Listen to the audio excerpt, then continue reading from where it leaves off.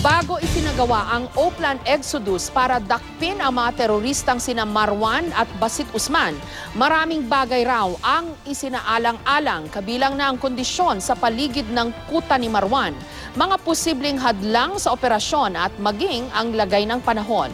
May exclusive report si Sandra Aguinaldo. Oplan Exodus ang operation plan na inilatag para sa delikadong misyon na mag-serve ng warrant of arrest laban sa mga teroristang sina Marwan at Basit Usman. Nakakuha ang GMA News ng kopya ng Oplan Exodus na ayon na rin kay Police Director Getulio Napeñas ay naging sentro ng ilang magkakahiwalay na meeting. Merong kasama ang Pangulo at meron din namang mga opisyal lang ng PNP. Detalyado ang Oplan Exodus. May litrato ng kondisyong madadatnan sa lugar gaya ng taniman ng palay at ilog na maraming water lily. May babala rin tungkol sa mga posibleng hadlang gaya ng MILF checkpoint at mahinang cellphone signal. Nakapaloob din ang lagay ng panahon sa buwan ng Enero at tinaya rin kung gaano kadilim ang gabi base sa tanglaw ng buwan. Sa Oplan Exodus, alam ng Special Action Force o SAF kung sino ang malamang kasama sa bahay ni Marwan at ilang pang kagrupo nito. Sa tansya ng SAF, may 1,000 ang BIFF at MILF na armado, bagamat karamihan dito ay wala sa mismong target area, kundi nasa paligid lang. Nakasaad din sa Oplan Exodus na alam ng SAF kung nasaan ang mga lugar ng BIFF at ng MILF, bagamat sa unang tingin ay mukhang magkakalapit lang ito. Ayon sa Oplan Exodus, ang koordinasyon sa militar ay time on target o sasabihan na lamang kapag narating na ang target.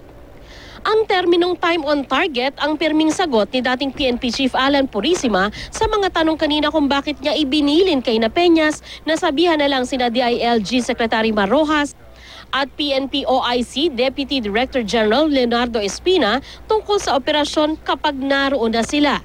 Why did you feel the need to give that advice? For operational security purposes, Your So Honor. you do not trust the Secretary of the DILG with this information? You do not trust your own second-in-command, Director General Espina, the acting Chief PNP, with this information? Hindi po ganun, Your Honor. Ang nakalasad po sa plano ng PNP SAF ay time on target. You told him this after you met privately with the President. Ito bang pinag-usapan ninyo? No, Your Honor. Anong pinag-usapan ninyo? It's something personal, Your Honor. Okay, so this was not the subject of the discussion. This was not cleared with the President. No, Your Honor. Punto naman ni Senadora Loren Legarda bakit tila hindi nasunod ang utos ng Pangulo na magkaroon ng koordinasyon. Why did you not follow the Commander-in-Chief and instead followed the advice in quotation marks of a suspended PNP chief?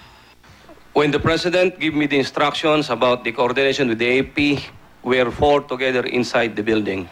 Later, when we went out, Police Director General Purisima was left with the President. It was when Police Director General Purisima told me that ako na ang bahala kay General Katapang.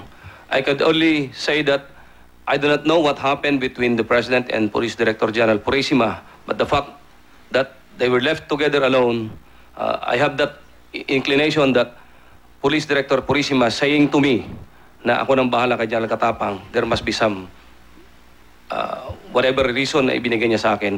Kaya sinunod ko po yun. Natanong din si Napeñas kung bakit agad na pinasuri sa Federal Bureau of Investigation ng Amerika ang pinutol na daliri ni Marwan imbes na ipasuri sa ahensya ng Pilipinas. Pero sabi ni Napeñas, sasagutin niya ito sa executive session kung saan hindi maririnig ng publiko ang mapag-uusapan. Sandra Aguinaldo, GMA News.